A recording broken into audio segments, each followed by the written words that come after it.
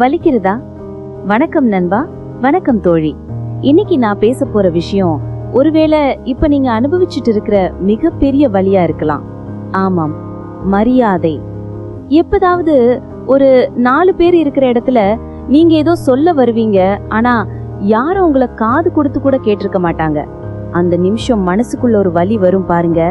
ச்சே, நம்மள யாருமே மதிக்கலையே, நம்மள ஏன் இப்படி ஒதுக்குறாங்க அப்படின்னு தோணும்ல. இன்னும் சில பேர் ஆபீஸ்ல, காலேஜ்ல, ஏன் சொந்த வீட்ல கூட என்ன மதிங்கடா, ப்ளீஸ் என்ன கவனிங்கடா அப்படின்னு சொல்லாம சொல்லி கெஞ்சிட்டு இருப்பாங்க.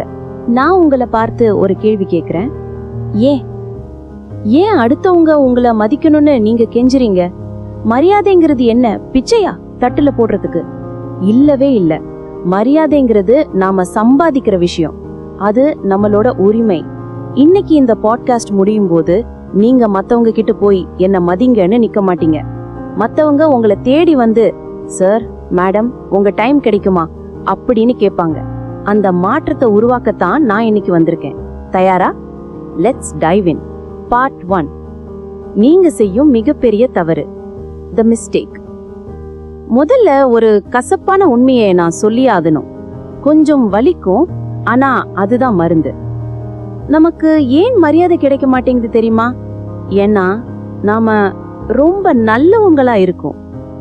ஆமா, நீங்க சரியாதான் கேட்டீங்க.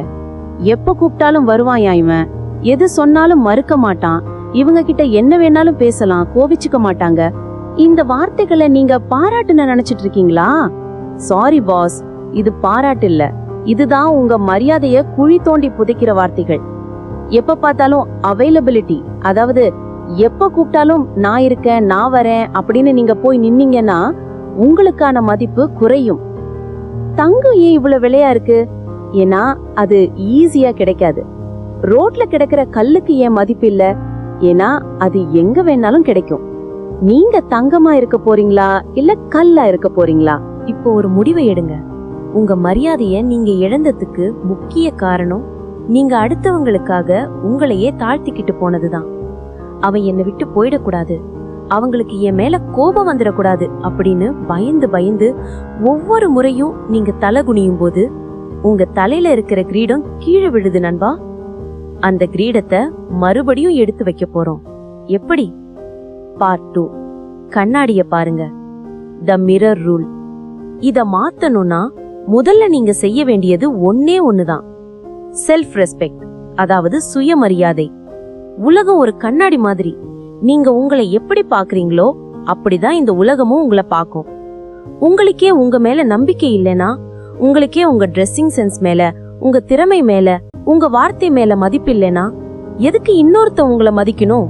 இன்னில இருந்து, அதாவது இப்போ இருந்தே உங்களை நீங்க ராஜா மாதிரி, ராணி மாதிரி ட்ரீட் பண்ணுங்க. கண்ணாடி முன்னாடி நில்லுங்க, உங்க தோலை நிமிர்த்துங்க, கண்ணை பார்த்து பேசுங்க. யாராவது உங்களை கேவலமா பேசினா சிரிச்சுக்கிட்டே அதை கடந்து போகாதீங்க. அந்த இடத்துல ஒரு அமைதி, அதாவது சைலன்ஸ் இருக்கணும். அந்த அமைதி அவங்களுக்கு உணர்த்தணும், இவன் கிட்ட இப்படி பேசக்கூடாதுன்னு. தவறு செஞ்சா மன்னிப்பு கேளுங்க. தப்பே செய்யாம சமாதானம் ஆகணுங்கிறதுக்காக மன்னிப்பு கேட்காதீங்க. நெவர். பார்ட் 3. பேசாதீங்க, செய்து காட்டுங்க. Silence is power. அதிகமா பேசுறவங்களுக்கு மரியாதை குறைவு. இது எழுதப்படாத சட்டம். ஒரு இடத்துக்கு போறீங்களா, தேவையில்லாம வளவளன்னு பேசிட்டே இருக்காதீங்க. உங்க வார்த்தைகள் ஒவ்வொன்னும் ஒரு புல்லட் மாதிரி இருக்கணும். நீங்க கவனிச்சிருக்கீங்களா? பெரிய பெரிய லீடர்ஸ், பிசினஸ் மேக்னட்ஸ் எல்லாம் ரொம்ப அமைதியா இருப்பாங்க. ஆனா அவங்க ஒரு வார்த்தை சொன்னா அந்த இடமே பின் டிராப் சைலன்ஸ் ஆகிடும். ஏன்னா அவங்க வார்த்தைய வீணாக்குறது இல்ல. எல்லாத்துக்கும் கருத்து சொல்லாதீங்க. தெரியாத விஷயத்த தெரியாதுன்னு தைரியமா சொல்லுங்க. கேட்காத அட்வைஸ யாருக்கும் கொடுக்காதீங்க. குறிப்பா உங்க பிளான பத்தி ஊர் முழுக்க தண்டோரா போடாதீங்க. நான் அத பண்ண போறேன், இத சாதிக்க போறேன்னு கத்துறத விட சாதிச்சுட்டு வந்து நில்லுங்க. வெற்றியோட சத்தம் உங்க குரலை விட வேகமா கேட்கும். பார்ட் 4. நோ சொல்ல பழகுங்க. The power of no. இது ரொம்ப ரொம்ப முக்கியம். உங்க நண்பர் கூப்பிடுறாரு, மச்சான் சினிமாக்கு போலாமா? உங்களுக்கு படிக்க வேண்டிய வேலை இருக்கு, இல்ல ஆபீஸ் ஒர்க் இருக்கு. ஆனா இல்லடா அப்படின்னு சொன்னா அவன் தப்பா நினைப்பானோன்னு சரிடா வரேன்னு சொல்றீங்க. அங்க போச்சு உங்க மரியாதை. உங்க நேரத்துக்கு நீங்களே மரியாதை கொடுக்கலன்னா வேற எவன் கொடுப்பான்? தைரியமா நோ சொல்லுங்க. மச்சான் எனக்கு வேலை இருக்கு, நான் வரல, அவ்வளவா. விளக்கம் கொடுக்காதீங்க, கெஞ்சாதீங்க. நீங்க எப்போ உறுதியா நோ சொல்றீங்களோ அப்போதான் உங்க எஸ்ஸுக்கு மதிப்பு வரும். பயப்படாதீங்க. நோ சொன்னா உறவு முறிஞ்சு போயிரும் நினைக்காதீங்க. உண்மையான உறவு உங்க சூழ்நிலையை புரிஞ்சுக்கும். பொலியான உறவு விலகி போகும். குப்பை போனா போகட்டும், விடுங்க. பார்ட் 5. உங்களை அப்டேட் செய்யுங்க. பி காம்பெட்டன்ட். வெறும் கெத்து காட்டினா மட்டும் மரியாதை வராது. சரக்கு இருக்கணும். You need substance. நீங்க ஒரு வேலையை செய்றீங்கன்னா அந்த வேலையில நீங்க தான் கிங்காக இருக்கணும். ஒரு ஸ்டூடெண்டா படிப்புல டாப் ஆகுங்க. இல்லையா ஸ்போர்ட்ஸ்ல கலக்குங்க. ஒரு வேலையா அந்த வேலையை உங்களை தவிர வேற யாராலையும் இவ்ளோ சிறப்பா செய்ய முடியாதுங்கிற நிலைமைய உருவாக்குங்க. திறமை இருக்கிறவன் காலடியில தான் இந்த உலகம் விழும். சுங்க இன்ஸ்டாகிராம்ல ரீல்ஸ் பார்த்துட்டு வாட்ஸ்அப் ஸ்டேட்டஸ் வச்சுட்டு இருந்தா மரியாதை வராது. ஒரு நாளைக்கு 1 மணி நேரமாவது புதுசா எதையாவது கத்துக்க ஒதுக்குங்க. ஒரு புது ஸ்கில், ஒரு புது மொழி, இல்ல உங்க துறை சார்ந்த அறிவு, நாலேஜ். உங்க நாலேஜ் வளர வளர உங்க மேல அடுத்தவங்களுக்கு தானாவே ஒரு மரியாதை வரும். இவங்கிட்ட கேட்ட பதில் கிடைக்கும்டா அப்படின்னு 4 பேர் உங்களை தேடி வருவாங்க. அப்போ நீங்க கெஞ்ச தேவையில்லை, அவங்க கெஞ்சுவாங்க. பார்ட் 6. உடல் மொழி மற்றும் தோற்றம். இது மேலோட்டமான விஷயம்னு நினைக்காதீங்க. ஆள் பாதி ஆடை பாதின்னு சும்மாவா சொன்னாங்க? நீங்க உடுத்துற உடை, நீங்க நடக்கிற விதம், இது எல்லாமே மத்தவங்களுக்கு ஒரு சிக்னல் கொடுக்குது. துவைக்காத சட்டை, களைஞ்ச தலை, கூன் விழுந்த முதுகு, இப்படி இருந்தா யாராவது மதிப்பாங்களா? விலை உயர்ந்த ஆடை அணியணும்னு அவசியம் இல்ல. ஆனா போடுற சட்டைய அயன் பண்ணி சுத்தமா போடுங்க. நிமிர்ந்து நடுங்க. யார்கிட்ட பேசினாலும் கண்ணை பார்த்து பேசுங்க. ஒரு சின்ன புன்னகை, ஆனா அதுல ஒரு நம்பிக்கை தெரியணும். நீங்க ஒரு அறைக்குள்ள நுழையும் போதே உங்க அவுரா அந்த இடத்த ஆக்கிரமிக்கணும். யாரா இவன் சும்மா கம்பீரமா இருக்கான்னு பாக்கணும்.